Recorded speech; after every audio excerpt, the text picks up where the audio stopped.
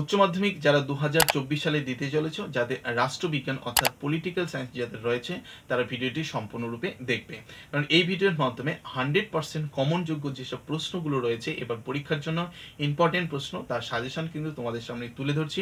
তোমরা এই প্রশ্নের উত্তরগুলো ভালো করে পড়ে নিবে। যারা অলরেডি পড়ছো তারা রিভাইজ করে নিবে, এবং যারা এখনো পড়নি তারা অবশ্যই এই প্রশ্নের উত্তরগুলো দেখে যাবে, কারণ এখান থেকে তুমি প্রশ্ন কমন পেয়ে যাবে। 8 নম্বরে তোমাকে 5টা প্রশ্নের অ্যান্সার দিতে হবে। এই 5টা প্রশ্নের মধ্যে যেসব প্রশ্নগুলি তোমাদের ইম্পর্টেন্ট রয়েছে সেই সব প্রশ্নগুলি তোমাদের সামনে তুলে ধরছি, তো অবশ্যই এর অ্যান্সারগুলো দেখে নেবে। এবং পরবর্তী যে কোনো উচ্চ মাধ্যমিক রিলেটেড আপডেট পেতে অবশ্যই চ্যানেলটি সাবস্ক্রাইব করে ভিডিওটিকে অবশ্যই একটি লাইক করে দিবে।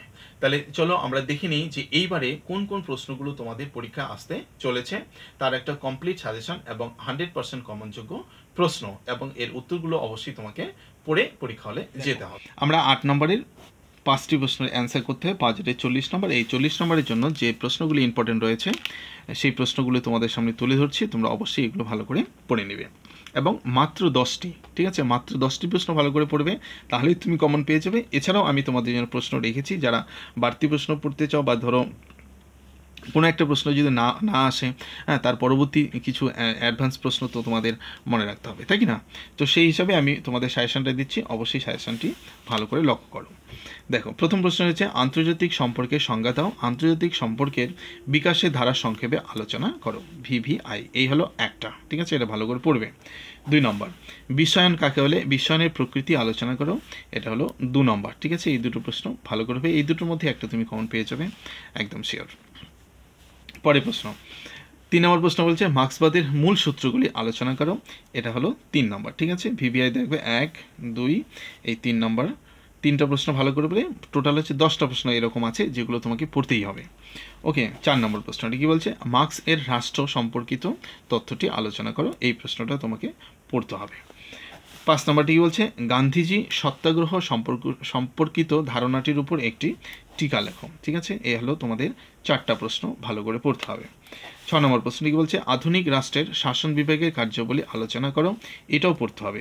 এবার বলছি এটাও পড়তে হবে, এটাও পড়তে হবে, এটা কেমন, তাই না? যেগুলো VVI দেওয়া আছে সেগুলো তোমাকে আগে প্রিপার করতে হবে, সেগুলো আগে পড়তে হবে, এবং তারপরে তোমাকে বাকি প্রশ্নগুলো পড়তে হবে, ঠিক আছে। এটা কিন্তু মাথায় রাখবে, এই সব প্রশ্নগুলি কিন্তু ইম্পর্টেন্ট রয়েছে তোমাদের পরীক্ষার জন্য, কিন্তু এর মধ্যে এরকম আছে যেগুলোকে আমি আগে রাখবো।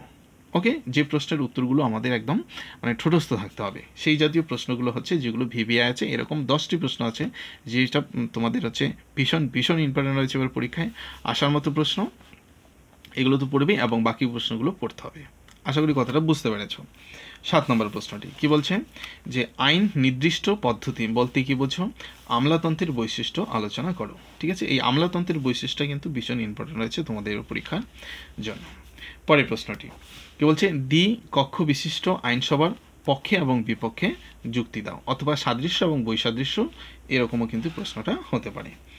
9 নম্বর প্রশ্ন, ভারতের রাষ্ট্রপতি নির্বাচন পদ্ধতি আলোচনা করো। VVI যদি আমি করিনি, এটা ইম্পর্টেন্ট, এটার থেকে এইটা বেশি ইম্পর্টেন্ট রয়েছে। পরের প্রশ্নটা 10 নম্বর প্রশ্নটি কি বলছে, ভারতের প্রধানমন্ত্রীর ক্ষমতা এবং কার্যাবলী বিশ্লেষণ করো বা আলোচনা করো, ঠিক আছে। এই দুটো প্রশ্নের মধ্যে তুমি একটা পাবে, এর মধ্যে আমি আগে রাখবো হচ্ছে এই প্রশ্নটা, ভারতের প্রধানমন্ত্রীর ক্ষমতা এবং কার্যাবলী, সুতরাং এটাও পড়তে হবে তোমাকে, এটাও পড়তে হবে।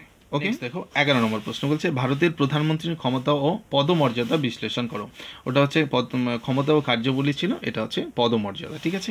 এইটুক জিনিস আলাদা করে পড়লেই তোমার কিন্তু 10 এবং 11 নম্বর প্রশ্নটা কিন্তু কভার হয়ে যাবে। 12 নম্বর প্রশ্ন, ভারতের যে কোনো একটি অঙ্গরাজ্যের রাজ্যপালের ক্ষমতা এবং পদমর্যাদা আলোচনা করো, এটি হচ্ছে VVI। 13 নম্বর প্রশ্ন, ভারতীয় পার্লামেন্টের উভয় কক্ষের সম্পর্কে আলোচনা করো, ভীষণ ইম্পর্টেন্ট প্রশ্ন।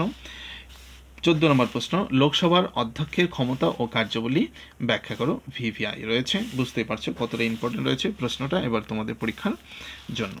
15 নম্বর প্রশ্নটি কি বলছে, 15 প্রশ্ন বলছে সংবিধানের ব্যাখ্যাকর্তা হিসেবে সুপ্রিম কোর্টের ভূমিকা আলোচনা করো, বা সুপ্রিম কোর্ট কি, মৌলিক অধিকার রক্ষার জন্য সুপ্রিম কোর্ট কি কি লেখ জারি করতে পারে তা আলোচনা করো, বা কি কি জারি করতে পারে, কি কি লেখ জারি করতে পারে, ঠিক আছে। VVI রয়েছে, প্রশ্নটা ভালো করে পড়ে নেবে।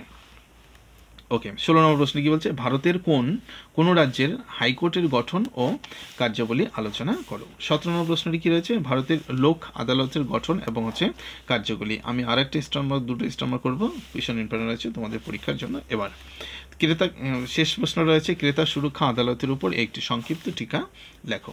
টোটাল তোমাদের 18টা প্রশ্ন তুলে ধরো। 18টা প্রশ্নের মধ্যে 10টি প্রশ্ন এরকম রয়েছে ভিভিআই, আর 8টি প্রশ্ন রয়েছে শুধু স্টার মার্ক। তোমরা ভালো করে এই সমস্ত প্রশ্নগুলো পড়ে নেবে, তাহলে আর কোনো রকম টেনশানই তোমাদের থাকবে না পরীক্ষা হলে গিয়ে। ওকে, এখান থেকে 40 নম্বর আরামসে কমন পেয়ে যাবে, যে 5টি প্রশ্নের উত্তর তোমাকে করতে হবে। ওকে, নেক্সট যাদের হচ্ছে ফিলোসফি বা হচ্ছে এডুকেশন রয়েছে তাদের জন্য পরবর্তী ভিডিওতে কমপ্লিট সাজেশন তোমাদের দিয়ে দিব। সুতরাং যারা এখনও ভিডিওটি লাইক করেনি অবশ্যই লাইক করে দাও, চ্যানেলে নতুন হলে অবশ্যই চ্যানেলটি সাবস্ক্রাইব করো।